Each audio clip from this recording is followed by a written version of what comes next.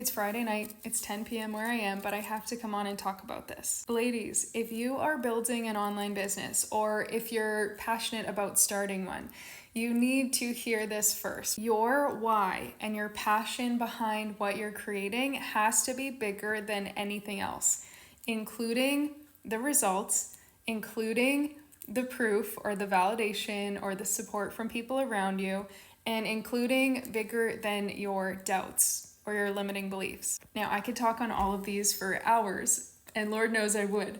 But the reason I'm sharing this today is because I was chatting with a friend a couple days ago who has her own online business, and things are not going the way that she wants them. And the amount of defeat and victimhood and self-pity that I was listening to as she was talking about it was like very, very eye-opening for me. And I don't share this from a place of judgment because I have been there myself, where it feels like nothing's working in my business, or I'm exhausted and I've been trying all these things, or I'm burnt out, or I'm still not at that next goal that I've wanted for myself. And so I know what it's like to fall into the negative mindset spiral. But listening to her talk, it felt very clear to me that she either didn't have a good why, or she's just become so deeply disconnected from it because of how tired and burnt out she is. And again, neither of these are wrong, and none of this makes her a bad person, and none of it means that she can't turn things around. But where she's currently at, she feels so down and so disconnected from the heart and soul and the vision and the higher purpose of what she's creating. Now, this is exactly where, in my opinion, she needs to prioritize some self-care and get her cup full again so that then she can start to overflow. But it's also a place for the deep reprogramming and rewiring work to look at how she sees herself, the identity she's currently living in, and why she feels like things are a flop or they're not worth it anymore. Because it's one thing if you've reached a point where you're going, this really ain't for me. Like, I feel like I'm being called somewhere else, or I want something else instead.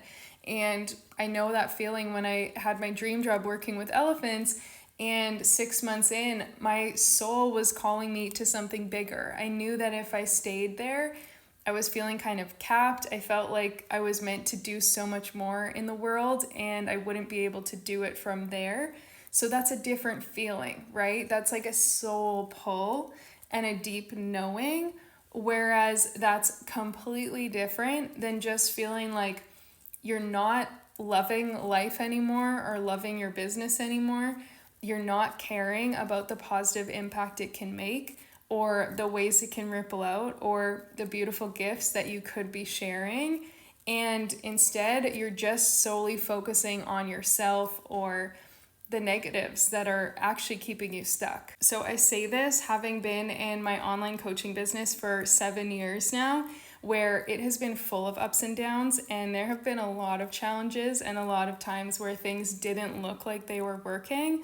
But because I had a deep connection to my why and I was passionate about what I knew I was working towards, it kept me going. I would absolutely not have built something so sustainable or so enjoyable that I'd be excited to be coming on here and talking at 10 o'clock on a Friday night. And there's nowhere else I'd rather be than in my own little energy vortex, either by myself or creating and sharing with others, where I am lit up by the things that I'm doing and the life that I've created. And if you can't say the same, then this is a beautiful time to be radically honest about who you need to become or what changes you need to make in order to feel that spark again and feel that joy, feel that love, to truly get out of settling or surviving and into thriving, because your time is precious, and not only do you deserve to feel that good every day, but it benefits every single person around you,